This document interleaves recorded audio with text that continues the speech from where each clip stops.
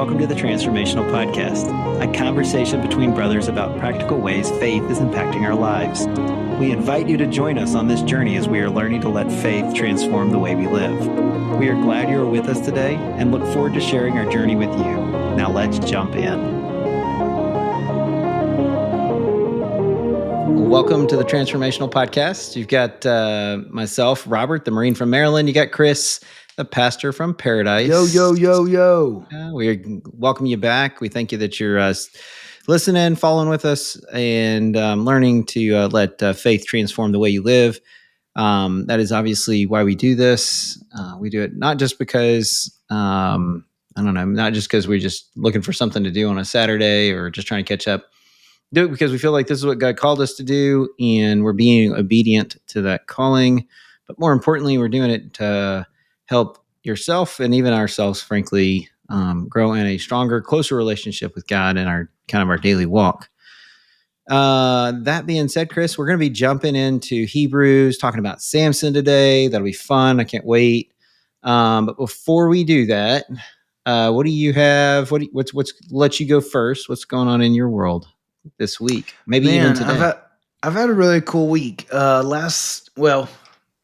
Really crazy week, but good. All in all, last weekend ended up having to.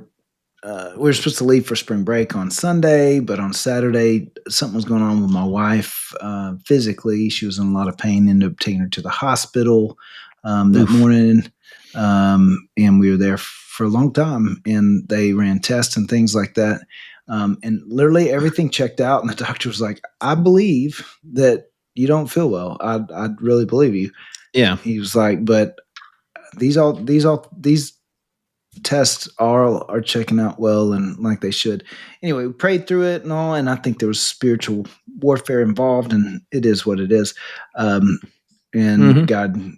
we prayed through that and really feel like God just began to create the breakthrough she needed and physically started feeling better.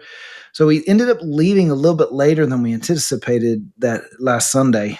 So I got to go and just to service and be there. And it was great. It was so great. Just, I love our church. I love listening to other people use the giftings God has given them and seeing the Holy Spirit move. And so it was a great Sunday, but also there's a guy who blessed me greatly with a new pair of boots last Sunday. Really?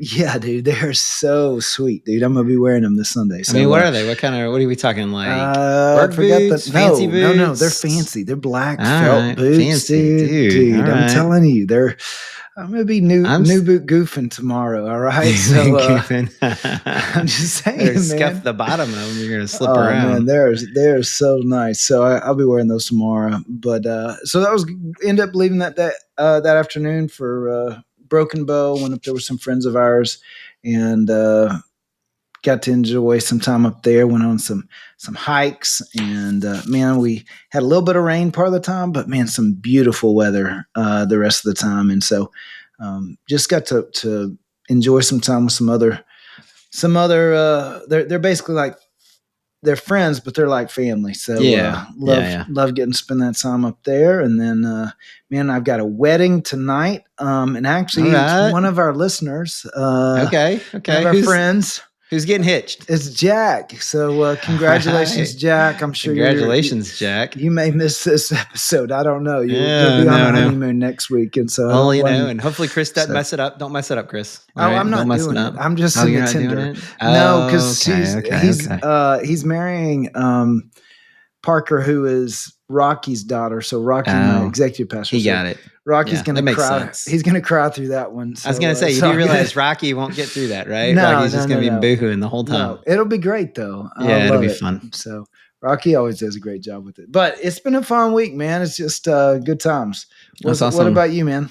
Well, first of all, you mentioned boots, and I just think this is interesting. Lord was good to me. I want to say it was last weekend. May have been after we podcasted or maybe the next day. Anyway, I was turning over some stuff with a pitchfork in our garden. And it's an above ground raised bed garden. And so I was just digging in this basically a raised bed type thing. And I went to stab into the raised bed, and it went through a crack. I'm not kidding. And these cracks are, I mean, the boards are stacked right on top of each other, but it went through the crack in the two boards, and it went right into my boot. And I wear steel toe boots, Chris.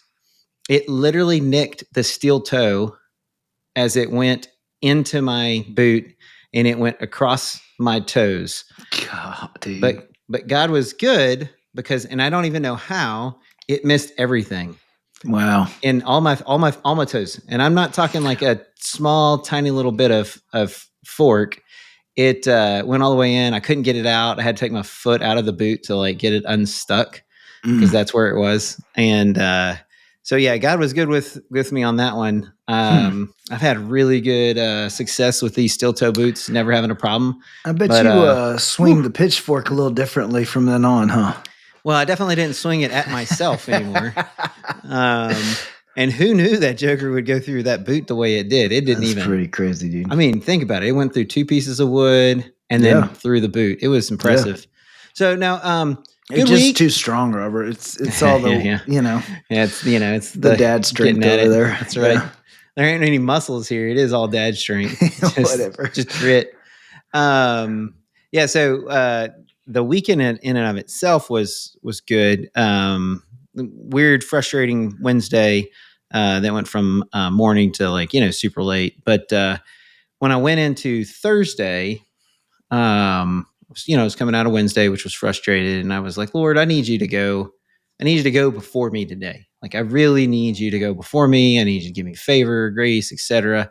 Anyway, finish out Thursday, and I was like, I think we actually like may have won a little bit today, and which was completely opposite on the previous day. And the Lord gets the glory on that because it is there's no way otherwise that it would have been successful Thursday, especially based on even Wednesday. So that was good. Kind of learned to rest and trust in Him. We had Krista here this week, our oldest, and she's off back to college. She had spring break, and now she is headed back to finish out her school year. That girl cracks me up. She is driven to complete college. She's driven to go get a job. And so if and when she finishes, you want a hard driven, focused employee. I know somebody that's probably willing to put in the work.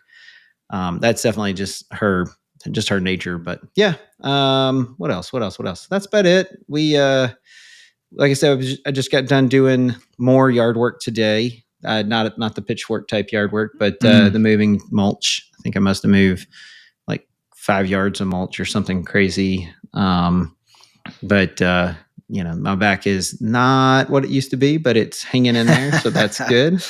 That's good. Yeah. But it's just finally warming up. It's freezing this week, and now we're making it. So with Samson, man, it's like 4 chapters. Which, by the way, we're picking up in Samson from Hebrews 11, the Hall of Faith. No, that's point. Just want to back it up a little bit. We've been looking at the Hall of Faith, and really, it really reflects the heart of our podcast. That's why we've gone through these one by one. Is we talk about transformational faith. These are people who are known not because they were perfect, but because they were people of faith. People who God used them for a purpose as He trusted God. And actually, when we say they weren't perfect, we're actually looking at one today who absolutely wasn't perfect in any way. It's actually even hard to understand how he made it into the Hall of Faith. I'm not being mean. It is somewhat difficult to understand how he made it into the Hall of Faith. They are real people. So I think that's one of the things I do love, not just about the Hall of Faith, but just the Bible in general. But yeah. So we're getting to Samson. What verse is Samson in? It's Hebrews 11? Hebrews 11, verse 32. It's the list of people. It says, How much more do I need to say? It would take too long to recount the stories of faith of Gideon, Barak, Samson, Jephthah, David, Samuel, and all the prophets. Yeah.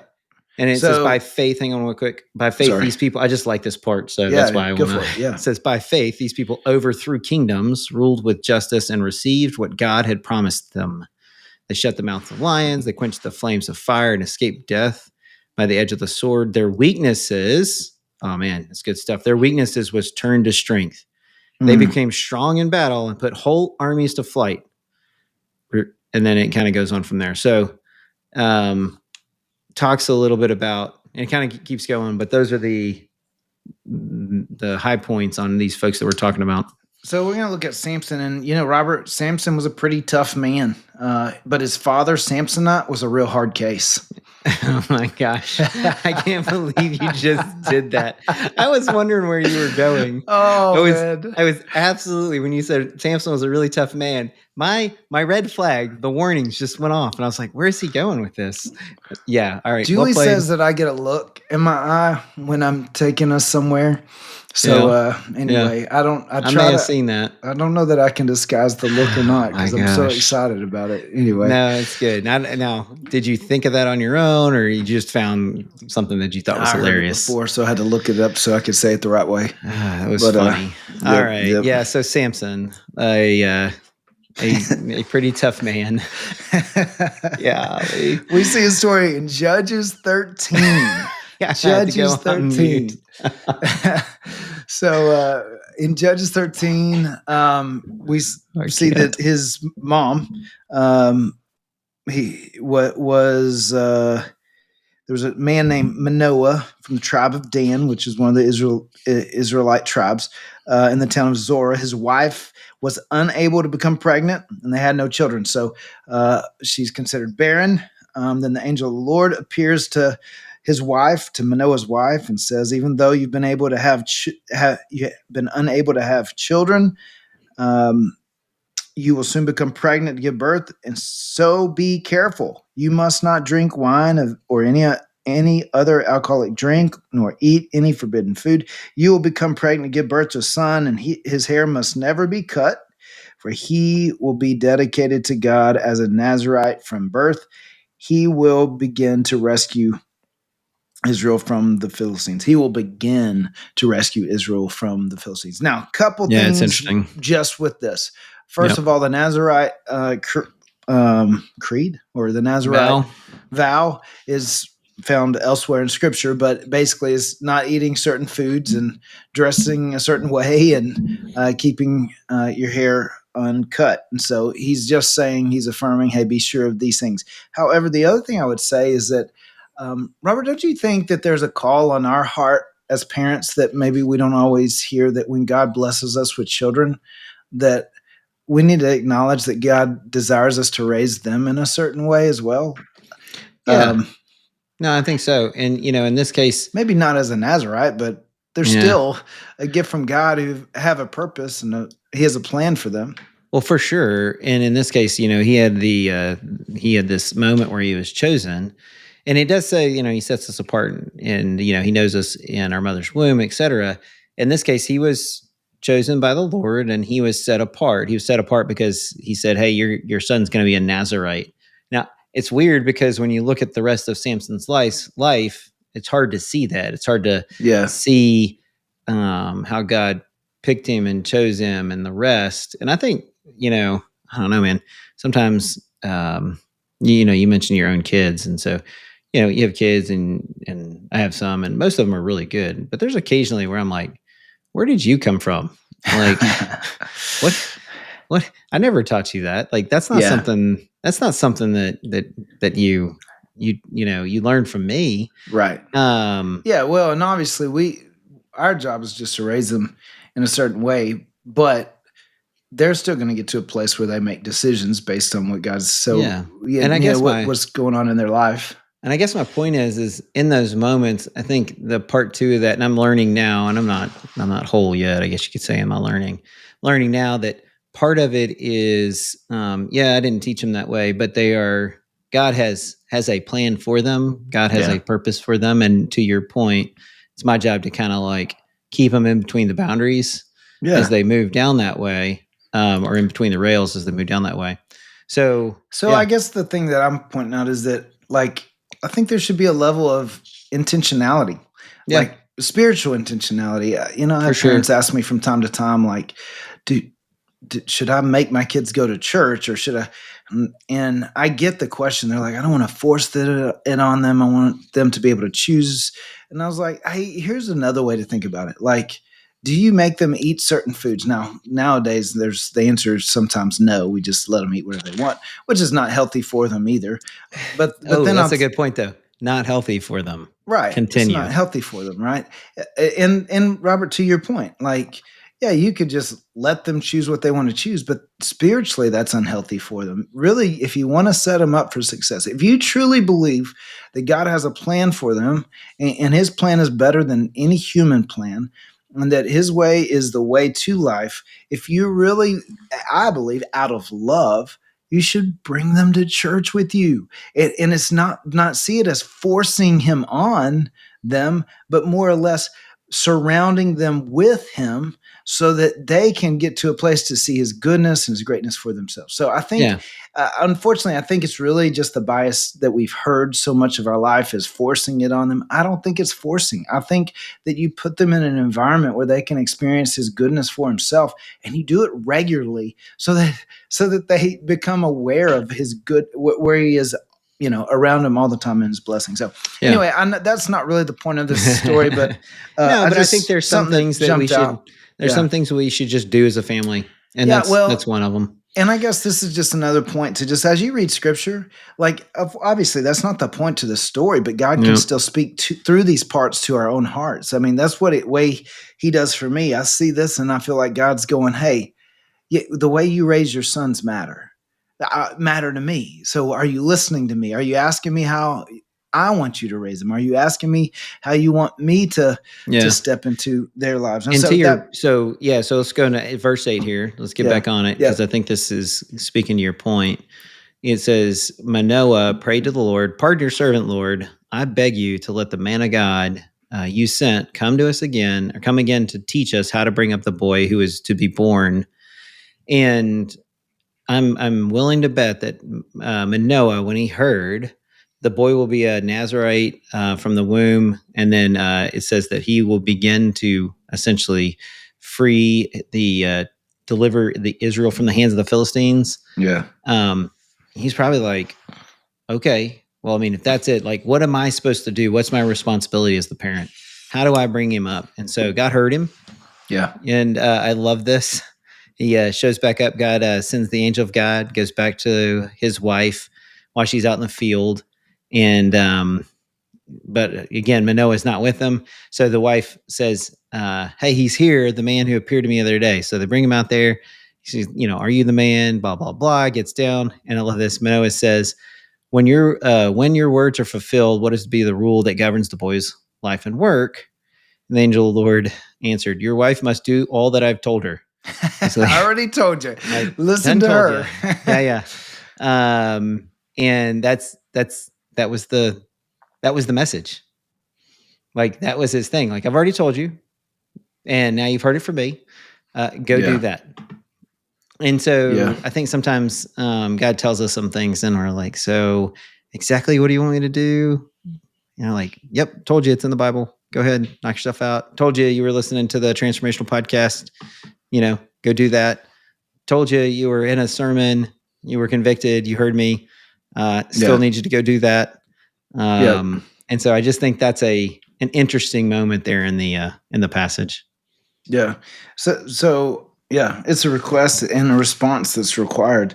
Um, well, it's not required. He responded, but then he tells them, "Hey, I want you to respond to what I'm calling you to do." And so he's born, right? Yep. And the Lord blessed him as he grew, um, and began to stir in him while he lived in Manhan, Mahanadan, Mahanadan, which is located between the towns of Zorah and Extoal. Extaol. There we go. I didn't pre-read them this time. Sorry. No, that's But fine. I one of wasn't the trying to help. things, yeah, I noticed. Thank you. Um, so as he grows, one of the things that is part of the Nazarite deal is that he would not marry outside of the Israelites, partly because it was not a race thing; it was a religion thing.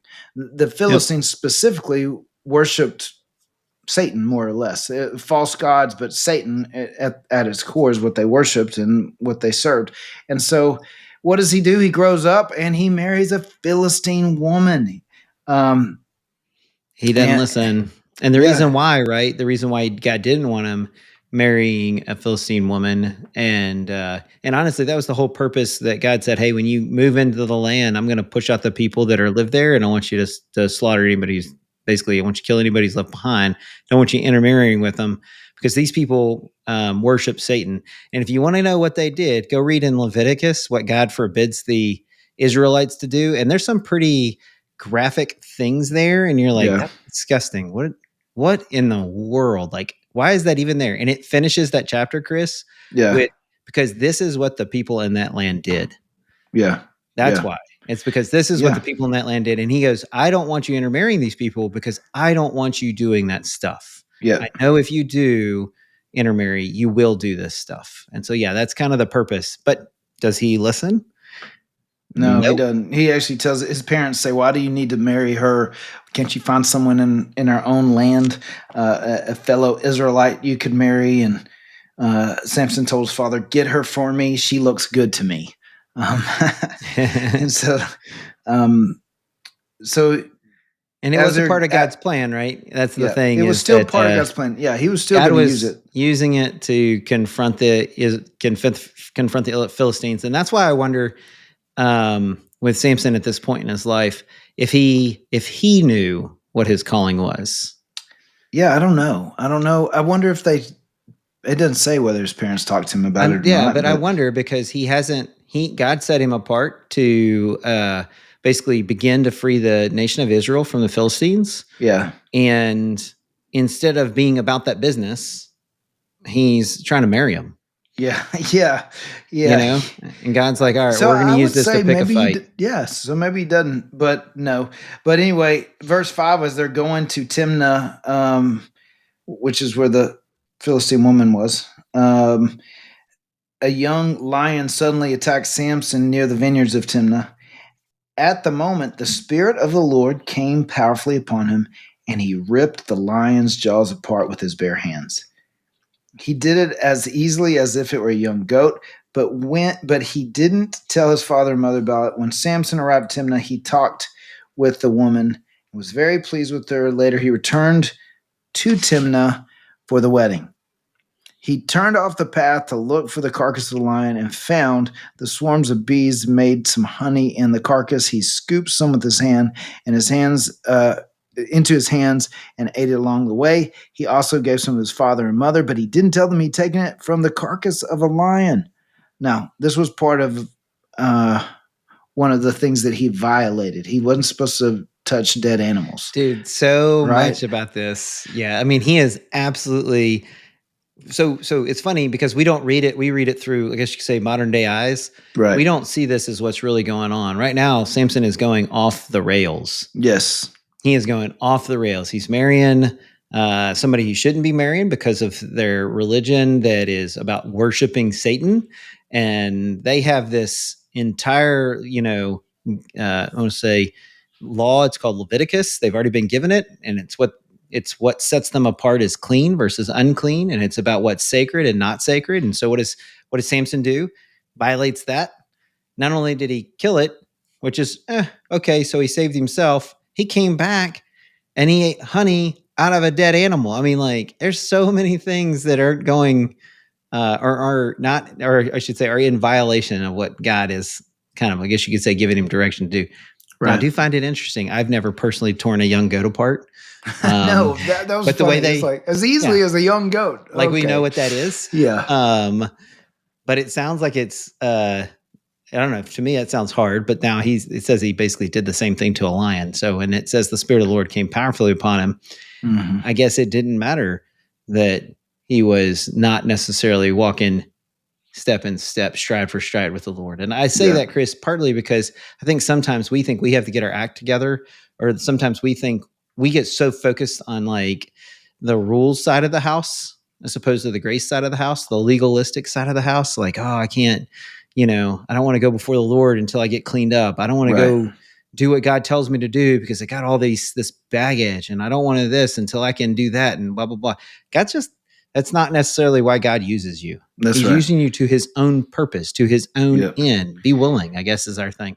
His Anyway, divine sorry. purpose is greater than your personal failings. I mean, Yeah. when it comes down to it, is that God's not saying, "Hey, when you get to a certain level, then I can use you." He's saying, "If you'll just be available, Yeah. I And can just use like you." Paul said, it's not a, and Paul says up in Galatians, it's not a license to sin. No. That's not what we're talking about. Well, and I would also So say this: the power of the Lord came on him and caused him to be successful. I think we need to make sure that we are humble enough to recognize sometimes God causes us to be successful in spite of our I failings. know, right? And I think sometimes we look at our failings or we look at ourselves and our successes. I just ripped this line apart. Who's stronger than me, right?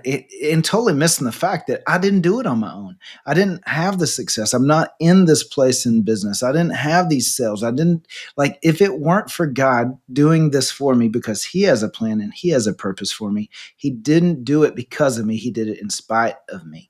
And I think that that's really probably a healthy place to be, where you begin to recognize that any success that you have is a gift from God. Like God has enabled it. He's put that path in front of you, and his power is not dependent on your obedience. Yeah. Unfortunately, now I will say this: obedience positions yourself to experience God's power, which is important because I More think fully, even. yes, more Yeah. fully, because we're going to see that in, even though Samson gets to see these amazing things, his life later falls apart because he never got into a place where he was fully obedient and reliant on God, and it's almost like one of those deals of um, a loss of potential, Yeah. like potential that was never realized. Unrealized potential is the word I was Yeah. looking for. For Because sure. you see what God did with them, but what if? What if he'd ever fully submitted to God? What could God have done differently? Now, obviously, God's divine and He's providential and He's over all, and He knew exactly what was going to happen, I believe. But at the same time, I do think He gives us choice, and we have to wrestle with that somewhere in there, right? Yeah. And Well, so, let's not get into that because that could take us way well, that off could the rails. spin. So Yeah. here's the deal: that he gets married, and the townspeople basically tell his wife, "Hey, um, Well, he gets uh, married and then he does a right, riddle. And his riddle, he says, "Hey, if I get this riddle correct, then, or if y'all don't guess this riddle in 3 days, you owe me a bunch of money. Basically, it's clothes and some stuff. And if you don't get it, then y'all owe me a bunch of money, which is clothes and some stuff." So anyway, right." they end up getting his wife, Samson's wife, to tell them what the riddle is, because nagging.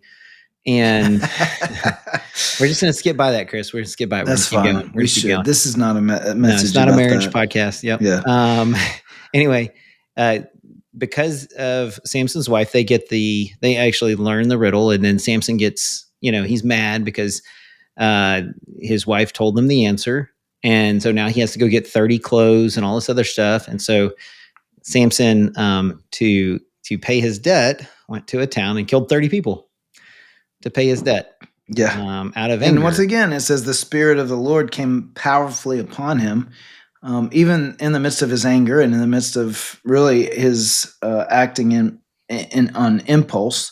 Right, Yeah. he goes down and gets this clothing from 30 people. Right, And then in a fit of rage, he just goes home. He's like, "All yeah, right, I'm going home." and And doesn't bring his wife. I'm going yeah, home, and his and that wife, matters because his wife gets basically given off to his yeah. his best man It or his says best companion. man, which I don't even know exactly what that means because I don't think it's the same as it is for us because it says that the wife's family gave him 30 young men from the town to be his companions. So it's almost like he was given, Given friends. given friends. I don't know. Yeah. So Yeah. So anyway, off to one of his friends, whether he was friends with him or not, and Samson comes back for his wife eventually after he cools down because Samson had a little bit of, I guess you could say, some anger issues at this yeah, he point has in some his temper. life.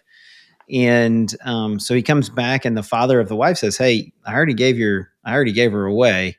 And so, in a response to that, because again, he is, um, I don't know, he's impulsive, and he wanted his wife that he felt like he married, and as a compromise, they're like, here, take the sister, and he's like, nah.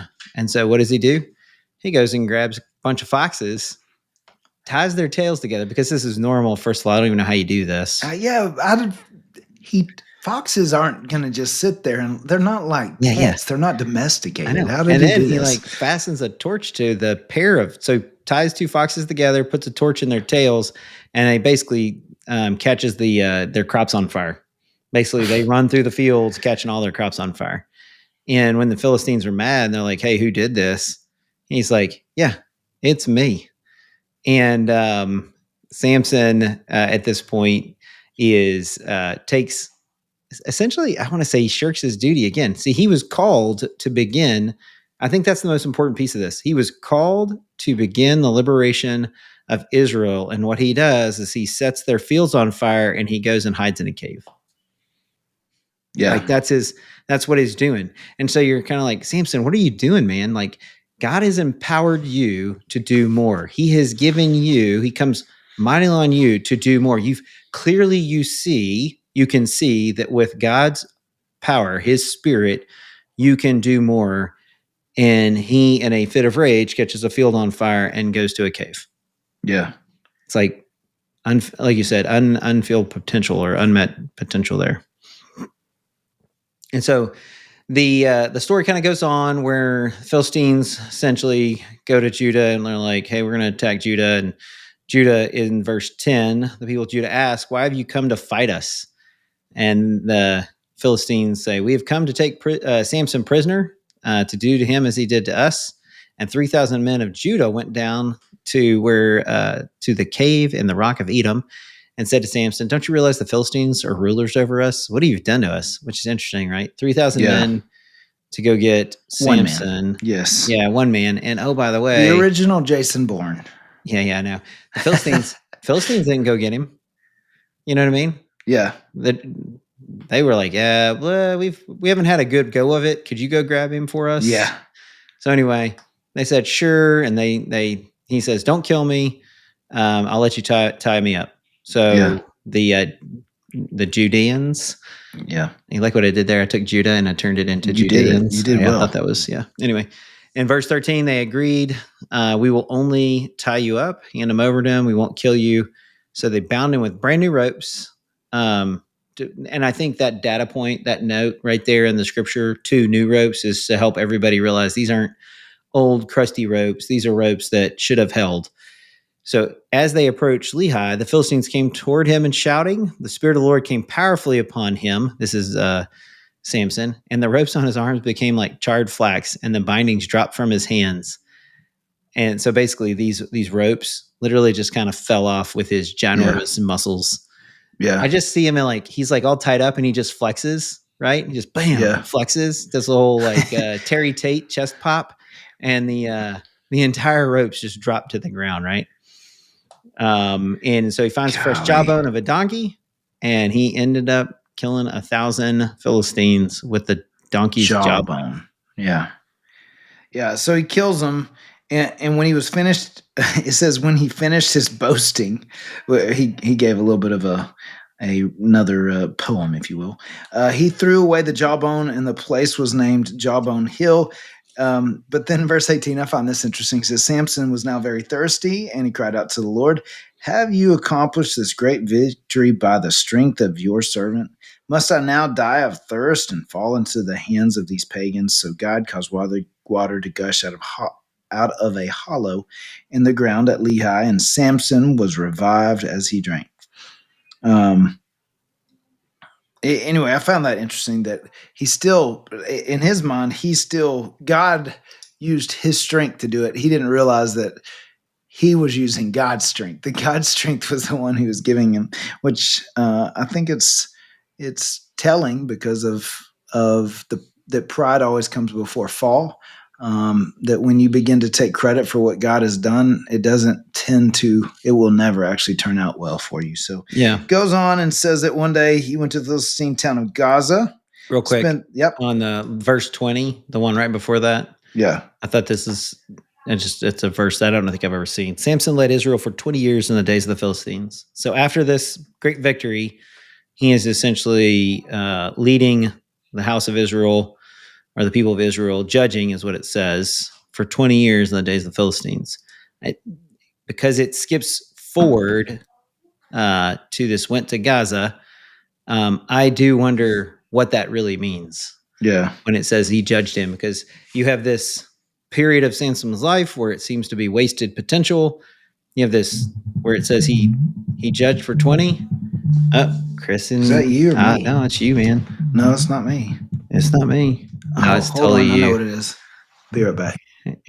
Oh my goodness. Chris is taking a step off because I think, different than no, he put his phone somewhere on his table where he can't find it, and he was ringing. So while he's getting back, I'm going to monologue, and we're going to make fun of him when he gets back about all the funny things we said about him while he wasn't actually So on. here's the deal. We have a Yeah. charging station for all the family's phones on my desk now. I was like, but they don't normally have them on there during the day, so I don't know why they're on there. Maybe they get in trouble. So I don't know. No, it's funny. Anyway, No, we said a lot of funny things about you while I'm you were sure we gone. did. We had a So good you were time. making the point about rule. He judged Israel because that's actually how the Lord led Israel during those years.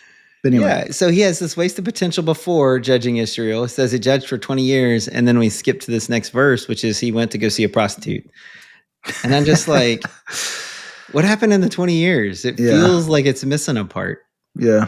I don't know. Well, Anyway, it didn't tell us, and I don't think it tells us. It doesn't tell us because it's not part of the important part of the story. So, but it is.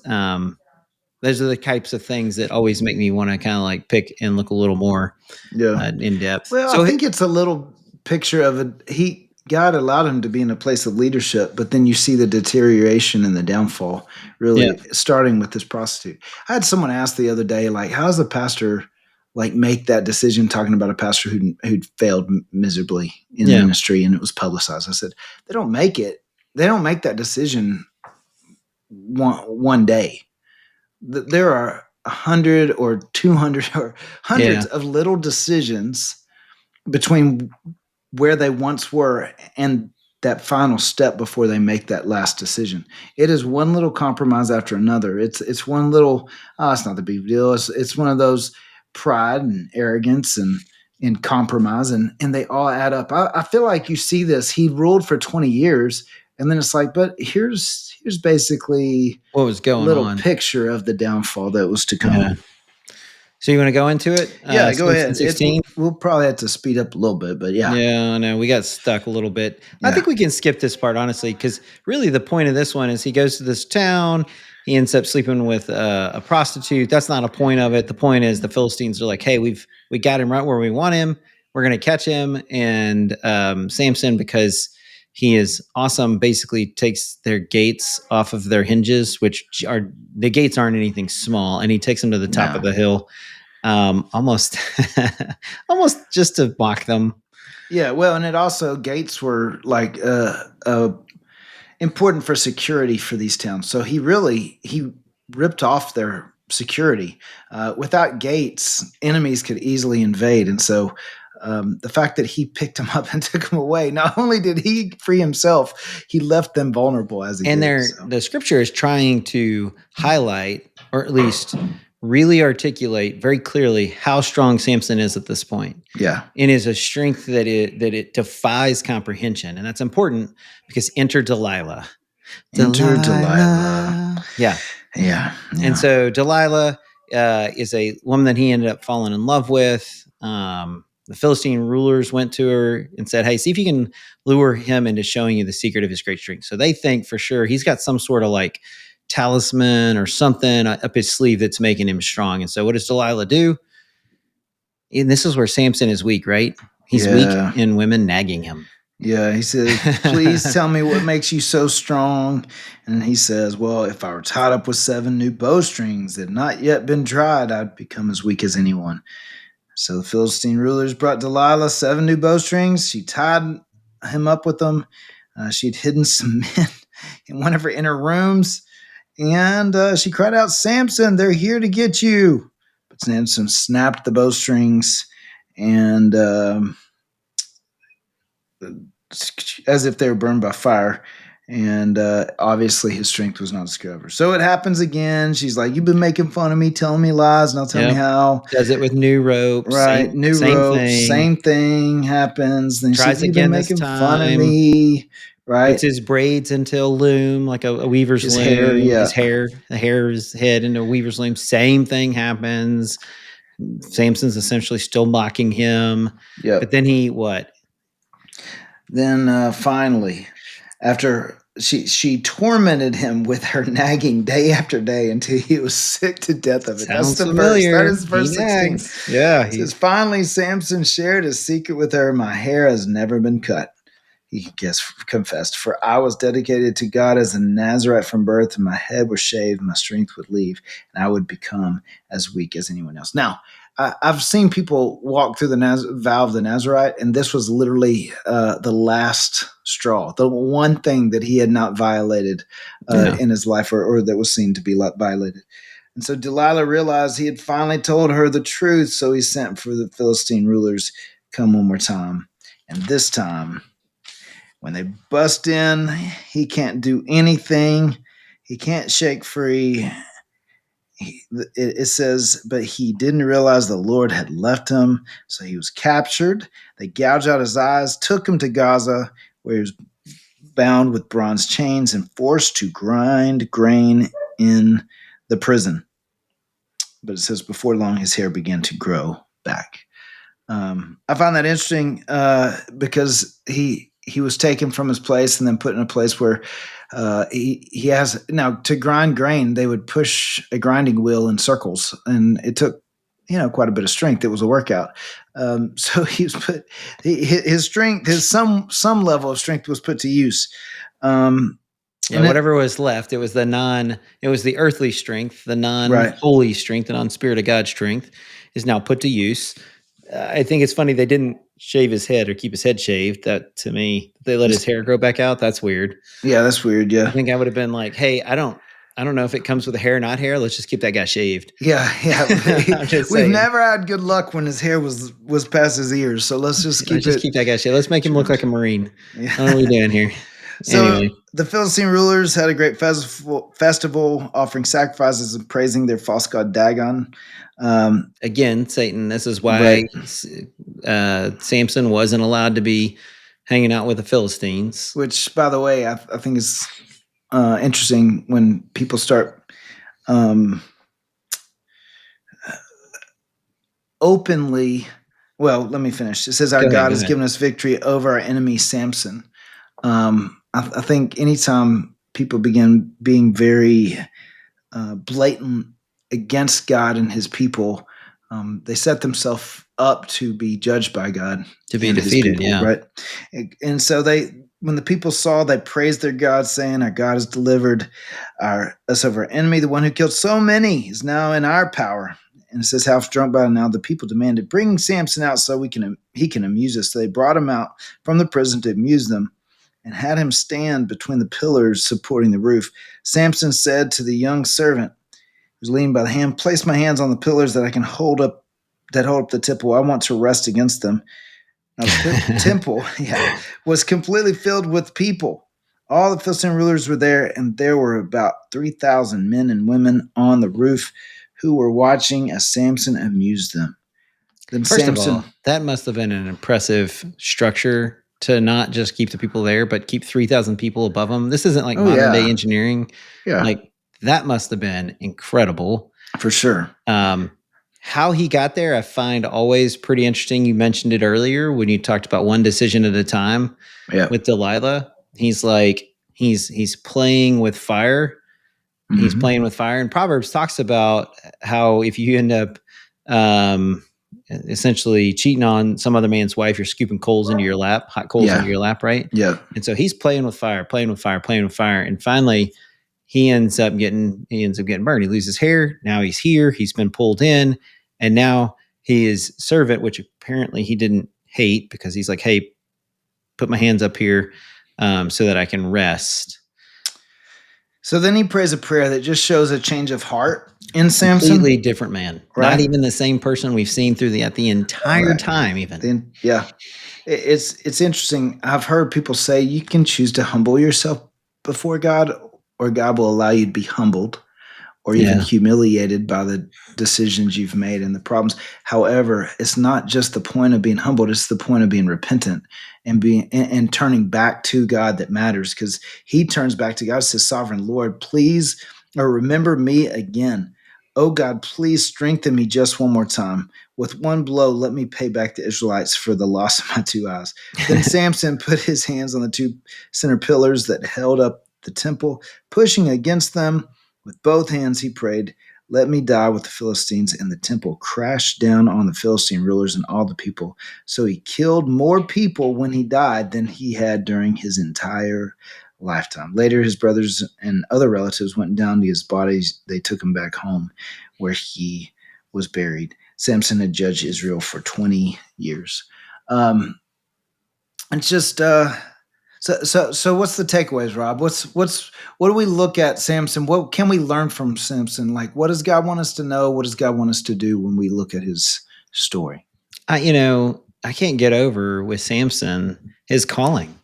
If you Yeah. were to ask me, like, I just can't get over his calling. God called him to do something specific. God called him to go and liberate the people of Israel.